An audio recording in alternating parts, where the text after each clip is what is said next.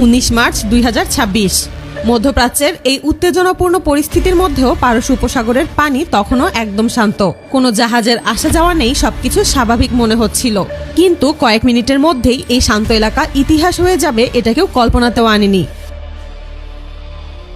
ইরানের দক্ষিণ উপকূলে বান্দার আব্বাস রাডার ঘাঁটিতে তখন স্বাভাবিক ডিউটি চলছিল। কয়েকজন অপারেটর মনোযোগ দিয়ে স্ক্রিনে চোখ রেখে বসে আছে। হঠাৎই একজনের চোখ আটকে গেল। স্ক্রিনে একদম ছোট একটা বিন্দু দেখা যাচ্ছে।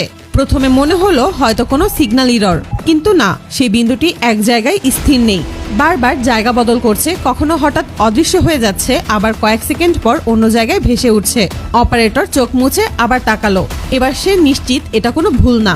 সঙ্গে সঙ্গে সে অ্যালার্ম চাপলো। মুহূর্তের মধ্যেই পুরো ঘাঁটিতে সাইরেন বেজে উঠল।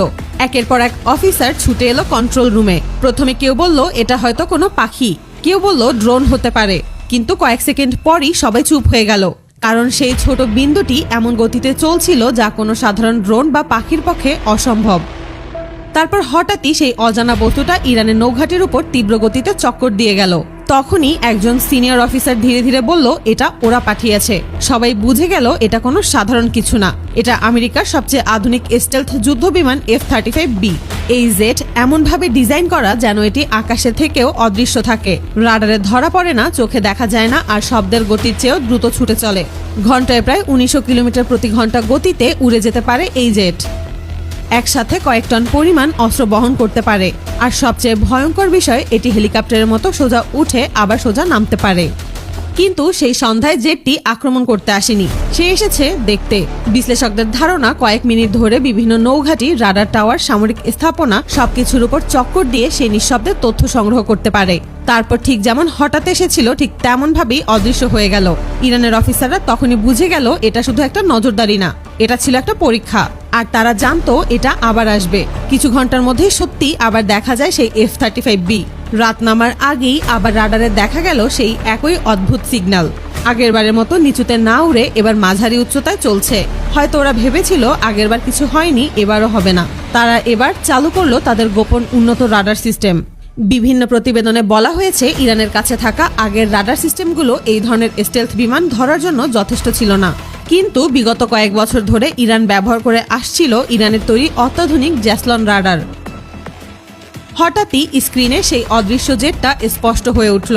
একজন অফিসার চিৎকার করে উঠল, টার্গেট লকড। মুহূর্তের মধ্যেই আকাশ প্রতিরক্ষা মিসাইল সিস্টেম সক্রিয় হয়ে গেল।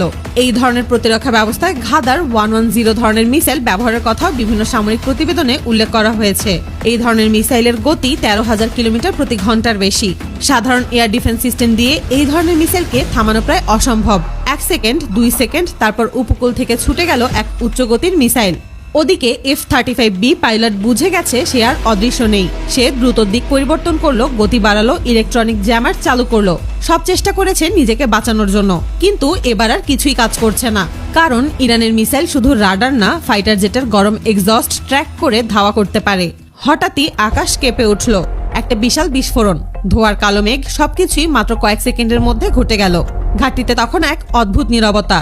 কেউ কিছু বলছে না, কিন্তু সবাই জানে আজ কিছু একটা বদলে গেছে। এই ঘটনাটি মুহূর্তে আন্তর্জাতিক গণমাধ্যমগুলোর শিরোনামে চলে আসে। ইরানের পক্ষ থেকে দাবি করা হয় তারা বিশ্বের সবথেকে আধুনিক স্টেলথ ফাইটার জেটকেও ট্র্যাক করতে সক্ষম হয়েছে। অন্যদিকে আমেরিকার পক্ষ থেকে এ ব্যাপারে কোনো বিস্তারিত তথ্য সামনে আসেনি।